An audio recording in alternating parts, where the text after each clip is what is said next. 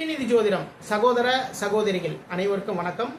சிம்ம ராசிக்கு உங்களுடைய ராசிக்கு 7ஆம் இடத்தில் ராகு பகவான் சஞ்சாரம் பண்ணிட்டு இருக்காரு. 7ஆம் இடத்திலிருந்து அவருடைய பார்வையை உங்களுடைய ராசிக்கு பாக்கியஸ்தானமான 9ஆம் இடத்துல பதியுதுங்க. கேது பகவான் உங்களுடைய ராசியிலே சஞ்சாரம் பண்ணிட்டு இருக்காரு. இந்த டயத்தில் ரொம்ப குழப்பங்கள் இருக்கும். அது மட்டும் இல்லைங்க, கேது பகவானுடைய பார்வை 3ஆம் இடத்தில் பதிகின்றது. அப்போ முயற்சிகளில் சங்கடங்கள், இளைய சகோதரர்களுடன் ஏதாவது ஒரு மனத்தாங்கல் பிரச்சனைகள் எல்லாமே இருக்கும்.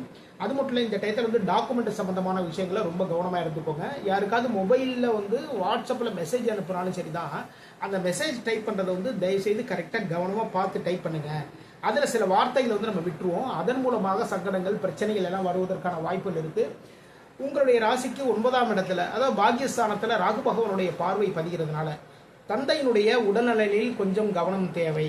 அது மட்டும் இல்லைங்க, எதிர்பாராத சங்கடங்கள் எல்லாமே உங்களை நோக்கி வந்து கொண்டே இருக்கும். எதனால்னா, ராசிக்கு மறைவு ஸ்தானமான 8ஆம் இடத்தில் சனி பகவான் சஞ்சாரம் பண்ணிட்டு இருக்காரு. அதனால இவருடைய பார்வையும் தொழில் ஸ்தானமான 10ஆம் இடத்துல பதிகிறதுனால தொழில் வேலைகள் இதெல்லாம் பார்த்தீங்கன்னா சிறு சிறு சங்கடங்கள் எல்லாமே இருக்கும். ராகு பகவானுடைய பார்வை 9ஆம் இடத்துல பதிகிறதுனால உங்களுடைய அதாவது நினைத்த பாக்கியங்கள், நினைத்த நேரத்தில் நினைத்த விஷயங்கள் இதெல்லாமே நடக்கும் நம்ம நினைச்சிட்டு இருக்கோம் இல்லைங்களா, அது எல்லாமே தடைகள் தாமதங்களாகும்.